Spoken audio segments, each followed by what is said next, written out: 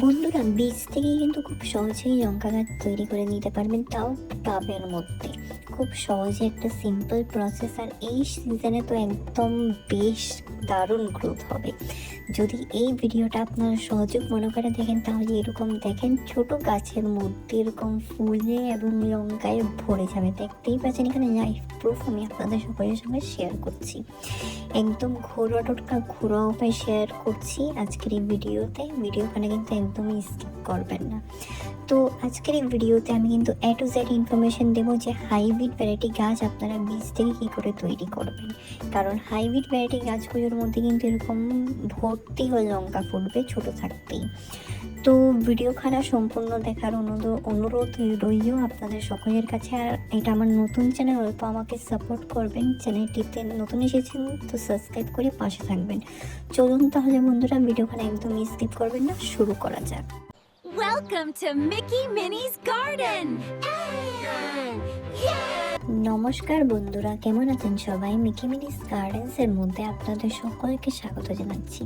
তো বন্ধুরা, আজকের আমার ভিডিওর বিষয়বস্তু হলো বীজ থেকে কী করে আমি লঙ্কা গাছ তৈরি করবো, এবং সেই গাছের মধ্যে এরকম ভর্তি করে ফুল ফল কী করে ধরাবো, তাও ছোট থাকতে। তো এখানে দেখেন আমি কিন্তু লঙ্কা নিয়েছি। আমাদের কিন্তু টাটকা তাজা লঙ্কা নিয়ে হবে না।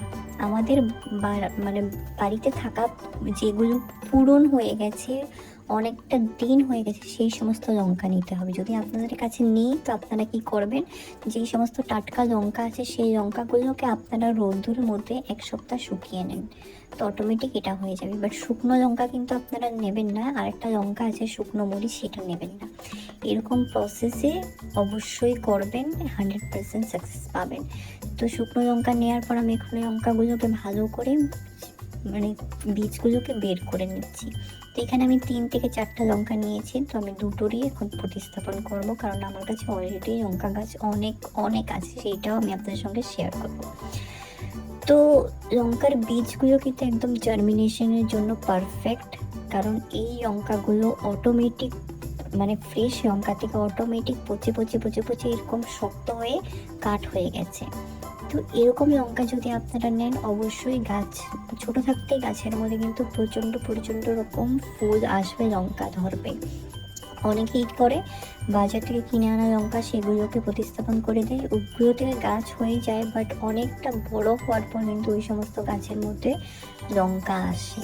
আর এরকম যদি টাটকা লঙ্কা থাকে নিজের বাড়িতে, তো এটার মধ্যে কিন্তু হাইব্রিড ভ্যারাইটির ইমিউনিটি বুস্ট অলরেডি অ্যাডেড থাকে, যেটা আমরা প্রতিস্থাপন করার পরে কিন্তু মাত্র 1 সপ্তাহে গাছ উঠে যাবে। আর সেই গাছের মধ্যে যে আমরা প্রতিনিয়ত সার দিতে থাকি সপ্তাহে পর তো ছোটো গাছের মধ্যে কিন্তু কত সুন্দর ফলন এবং লঙ্কা ভরে যাবে। তো এখন হাইব্রিড ভ্যারাইটি আমি গাছ তৈরি করব। তাহলে এখানে দেখেন আমি মাটির মধ্যে প্রতিস্থাপন করে দেখাবো, আর উপরে ওই একটা পেটের মধ্যে প্রতিস্থাপন করে দেখাবো। মাটিরটা হয়ে যাবে মানে লম্বা গাছ, আর পেটেরগুলো হাইব্রিড ভ্যারাইটি হবে। তো এখানে দেখেন মাটিগুলোকে আমি ভালো করে কুড়িয়ে নিচ্ছি। এখানে ঝরঝরা মাটি নিতে হবে। আপনারা যদি চান ভার্মি কম্পোস্ট, গোবর সার, এই সমস্ত কোকোপিট এই সমস্ত মিশিয়ে দিতে পারেন, বাট আমি সাজেস্ট করবো যে নর্মাল মাটিতেই করবেন, কোনো কিছু অ্যাডেড করবেন না। তো এখন যা সমস্ত লঙ্কা বীজ আছে পরিমাণ মতন করে মাটিতে এবং সেই পেটের মধ্যে দিয়ে দেবো। আমি পেটে তৈরি করছি, কারণ আপনারা যে কোনো ফ্ল্যাট শেপের মধ্যে যে কোনো বীজ তৈরি করেন না কেন, সেই সমস্ত বীজ কিন্তু হাইব্রিড হয়। এখানে দেখেন এখন ভালো করে আমি মাটিগুলোকে মিক্স করে কিন্তু জল দিয়ে দেবো। আর বীজগুলো তো একদম রেডি জার্মিনেশনের জন্য, এটা অটোমেটিক নিজেই পচে নিজেই শুকিয়ে কাঠ হয়ে গিয়েছিল। তো এটা একটা কিন্তু হাইব্রিড ভ্যারাইটি সিম্পল, অনেকে বুঝতে পারে না, অনেকে ভাবে যে হাইব্রিড হবে কি হবে না। অটোমেটিক যে সমস্ত জিনিস ডিকম্পোজ হয়ে যায়, শুকিয়ে কাঠ হয়ে যায়, সেই সমস্ত কিন্তু হাইব্রিড ভ্যারাইটিতেই পরিণত হয়।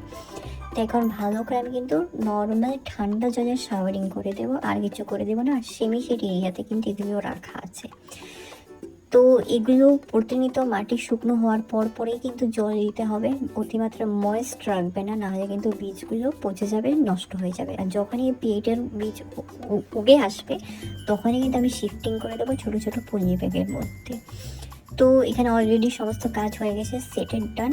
আর এই প্লেটের পদ্ধতি করেই কিন্তু এই যে দেখেন আমি এই গাছটা তৈরি করেছি, এই সমস্ত লঙ্কা গাছ। তারপর আমি এরকম ছোটো ছোটো প্লাস্টিকের কন্টেনারের মধ্যে প্রতিস্থাপন করে করে দিয়েছি আর সেমিশেড এরিয়াতে রেখেছি কিছুদিনের জন্য। তারপর আমি রোদের মধ্যে ট্রান্সফার করে দিয়েছি, দেখতে পাচ্ছেন এখানে লাইফ প্রুফ। আর যতগুলো গাছ এখানে লাগিয়েছি সমস্ত হাইব্রিড ভ্যারাইটি, আর কিছু ভ্যারাইটি আছে হাইব্রিডই, এগুলো জমিতে লাগিয়ে দিয়েছি। আর এই যে দেখেন এটা দেশি ভ্যারাইটির গাছ, বড় হওয়ার পর কিন্তু ধরবে, তার জন্য আমি এগুলোকে এক সাইডে রেখেছি। আর লঙ্কা গাছের মধ্যে যখনই আমরা দেখবো এরকম পাতা কুঁকড়ে যাচ্ছে, পাতা হলুদ হয়ে যাচ্ছে, এই সমস্যা কিন্তু খুব সহজেই লঙ্কা গাছের মধ্যে অ্যাট্যাক করে। তো এরকম নষ্ট পাতাগুলোকে তুলে নেবেন। আর প্রতিনিয়ত কিন্তু এই লঙ্কা গাছে কিন্তু মিনিমাম সপ্তাহে 4 বার করে কিন্তু আমাদের নিম পাতা সেদ্ধ করা জল, অথবা নিম অয়েল, অথবা রসুনের পেস্টের ফাঙ্গিসাইড জল, অথবা আপনারা যে কোনো ফাঙ্গিসাইড যদি থাকে সেটা মিনিমাম স্প্রে করতেই হবে, নাহলে গাছের পাতা নষ্ট হয়ে যাবে। গাছ কিন্তু পাতা থেকে খাবার গ্রহণ করে। আর এই যে দেখেন এগুলো কিন্তু হাইব্রিড ভ্যারাইটি, বড় বড় লঙ্কা, ক্যাপসিকামের মতন, ক্যাপসিকাম নয়, বড় বড় লঙ্কা, এটাও হাইব্রিড ভ্যারাইটি, একদম মানে আমার নিজের তৈরি করা। আর এগুলোও কিন্তু দেখেন ভালো করে রুট এখনও বাউন্ড হয়নি, যখন রুট বাউন্ড হয়ে যাবে তখন আমি এগুলোকে টাবের মধ্যে অথবা মাটির মধ্যে শিফটিং করে দেবো। তো এরকম স্টেপে যদি আমরা বীজ থেকে চারা তৈরি করার চেষ্টা করি তাহলে কিন্তু সেটি হাইব্রিডে পরিণত হবে। আর এই যে দেখেন এখানে বাস্কেটের মধ্যে কিন্তু আমি কিছু তৈরি করেছি, এগুলো দেশি ভ্যারাইটি লঙ্কা গাছ, এগুলো বড় হওয়ার পর কিন্তু ধরবে, এগুলো ছোটো থাকতে ধরবে না। এরকম কন্টেনারের মধ্যেও আপনারা তৈরি করে নিতে পারবেন, টাবের মধ্যেও তৈরি করে নিতে পারবেন। আমি টাবের মধ্যেও তৈরি করেছি, সেটাও দেখাবো। আর এগুলো এখন ছোটো ছোটো আছে, এখন কিন্তু শিফটিং আমি করতে পারি, বাট অল্পটুকু বড় হওয়ার পর আমি শিফটিং করব। আর এই যে দেখেন টাবের মধ্যেও আমি করেছি, বীজ থেকেই কিন্তু এগুলো করা। তো টাবেরটা এখন আমি শিফটিং করিনি, যেহেতু টাবের মধ্যে আছে, দেখি কিছুদিন যাওয়ার পর হয়তো শিফটিং করে দেবো, না হয়তো এটা টাবেই থাক। তো স্পেশালি যখনই লঙ্কা গাছ ছোটো থাকবে, শিফটিং করার পর কিন্তু 2 দিনের জন্য ছাওয়াযুক্ত জায়গাতে রেখে তারপরে কিন্তু আপনারা রোদের মধ্যে রাখবেন। মিনিমাম রোদ পাওয়াতে হবে, নাহলে কিন্তু গ্রোথ হবে না, বৃদ্ধি হবে না। আর এই যে দেখেন এগুলো সমস্ত দেশি ভ্যারাইটি গাছ, প্রচণ্ড সুন্দর। এই সময় কিন্তু কাটিং আপনারা অবশ্যই করবেন, যদি আপনাদের বাড়িতে গাছ আছে অনেক দিন হয়েছে। কাটিং করার মাধ্যমে নতুন নতুন পাতা বেরোবে, নতুন নতুন ব্রাঞ্চেস যত বেরোবে ততই কিন্তু ফলন হবে, গ্যারান্টি দিয়ে বলছি।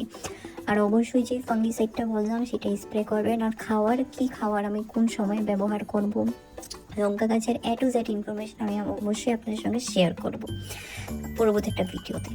তো চলুন বন্ধুরা, যদি আপনাদের এই ভিডিওখানে ভালো লেগেছে তাহলে অবশ্যই আপনারা আপনাদের প্রিয় গার্ডেনিং ফ্রেন্ডসদের সঙ্গে আমার ভিডিওখানে শেয়ার করবেন। আর অবশ্যই আমার পাশে থাকবেন, কারণ এটা আমার নতুন চ্যানেল। আপনারা যদি অল্পটুকু আমাকে সাপোর্ট করেন আমি এগিয়ে যাওয়ার সাহসটুকু পাবো। আর এই যে এই গাছটি, এটি হলো ভুজলকিয়া গাছ, ভীষণ ঝাল হয়ে থাকে। এটাও কিন্তু বীজ থেকে তৈরি করে একদম জমিতে লাগানো।